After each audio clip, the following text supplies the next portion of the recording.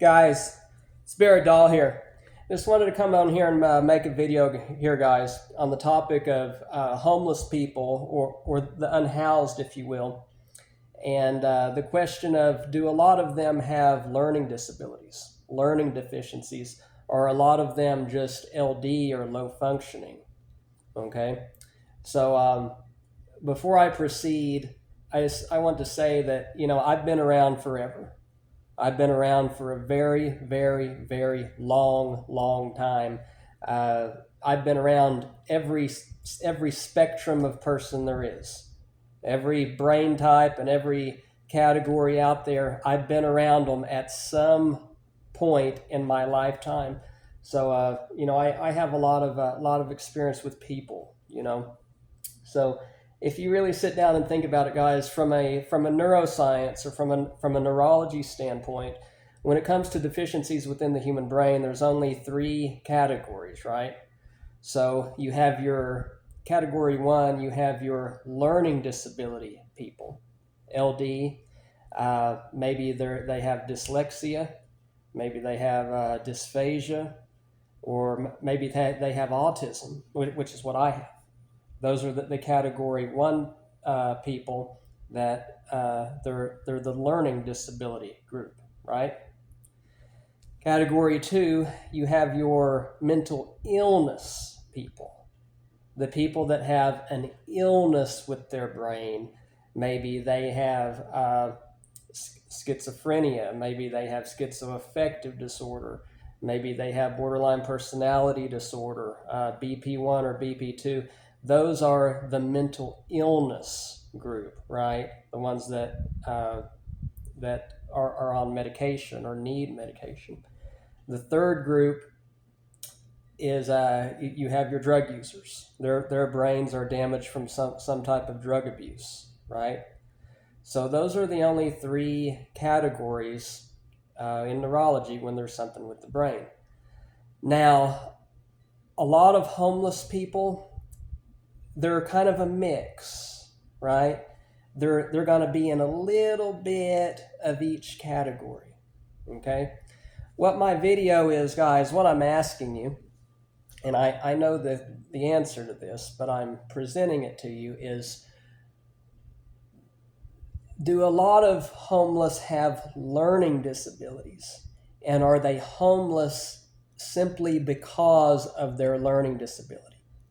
Are they homeless simply because they're not very smart and nobody wanted anything to do with them? They gave up on them, and they're just so low functioning that they don't know how to do anything. Okay.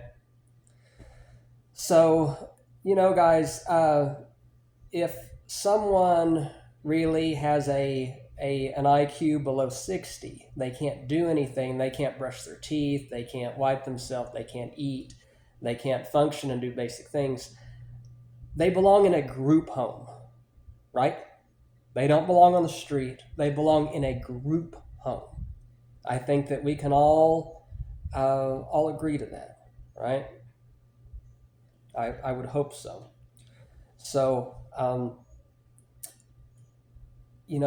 my answer to this question, as far as is learning disabilities a reason why they are on the street? My answer to that is no. Learning disabilities alone do not put people on the street. They are not unhoused solely because of a learning disability.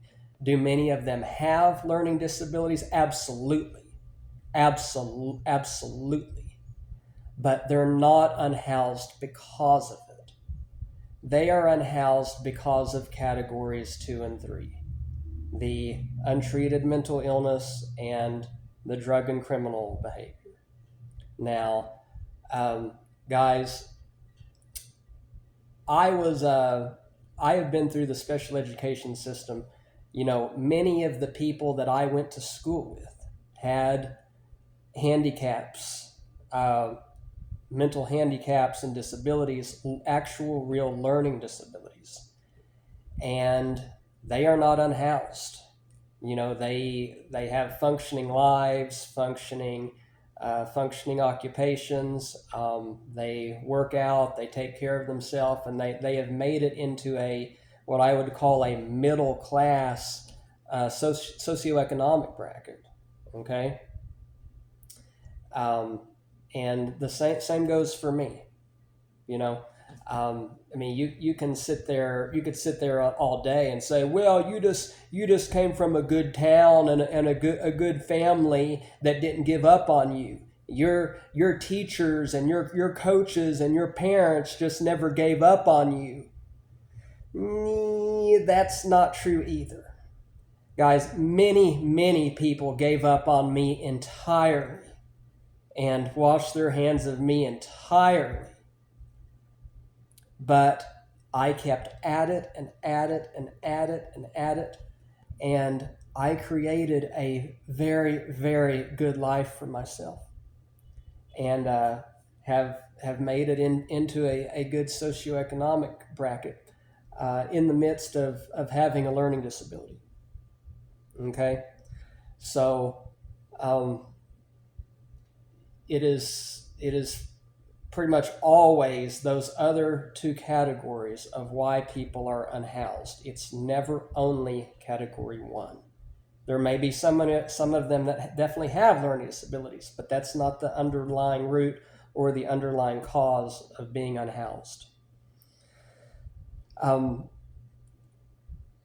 the the category two people, the people with mental illness that are unhoused.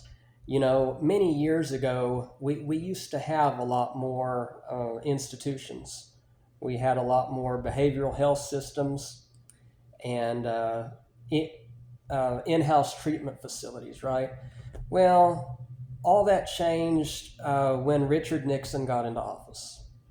And during the Nixon administration, he got rid of most of the psychiatric hospitals, right? What was the big? It all really started with the big one in New York City.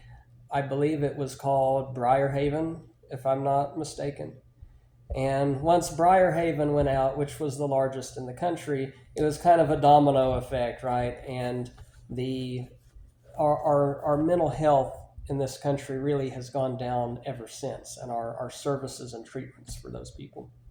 So, people that have mental illness, again, that's category two. I'm not in that category, but those people, if they only have anxiety, they don't have to take medication. If they have depression, they don't have to take medication. If they have anxiety and depression, they don't have to take medication. But if they have hallucinations, delusions, seeing or hearing things that aren't there, they have to take medication or else they're institutionalized, right? So that's all I wanted to share, guys, is that, you see a lot of homeless. A lot of them are invalids. They're invalid. They don't know their name. If you ask them their name or where they're from, they couldn't answer those basic questions. And a lot of them do have learning disabilities. But being LD alone does not cause someone to be unhoused. So I'm from Oklahoma. A lot of homeless are from California. If you've noticed, if you go to any state, Texas, Arizona, Oklahoma, even Florida, if you approach homeless, you'll ask, a lot of them say, "Well, I come out here from California." In California, homelessness is normalized, and it's not criminalized out there. It's considered very normal. When I was growing up in Oklahoma, California was really seen as a very negative place, not a positive place to be. But I definitely knew people that moved out there mainly because they didn't like their parents. They didn't want to live under their mom and dad's values and their family's religion and their family's way of life. So they said, "Oh, fuck you, I'm going to move to California." That's what they did, and they got into drugs and started realizing that is a dead-end life. That has been my experience with those types of people. So there you go, guys. I've ranted long enough. That is my assessment of all of it. I've been around all three categories of people. And remember, you can be successful no matter what category you're in. Um, the first category is never a, a, a life sentence for you. It's not something that you can't get out of. Okay. So there you go, guys. That's all I wanted to share. Until next time, don't settle for half the facts. Get it all with me, Barrett Dahl. I am rocking with Rock 100.5, The Cat, Oklahoma's finest. You best believe that. Uh-huh.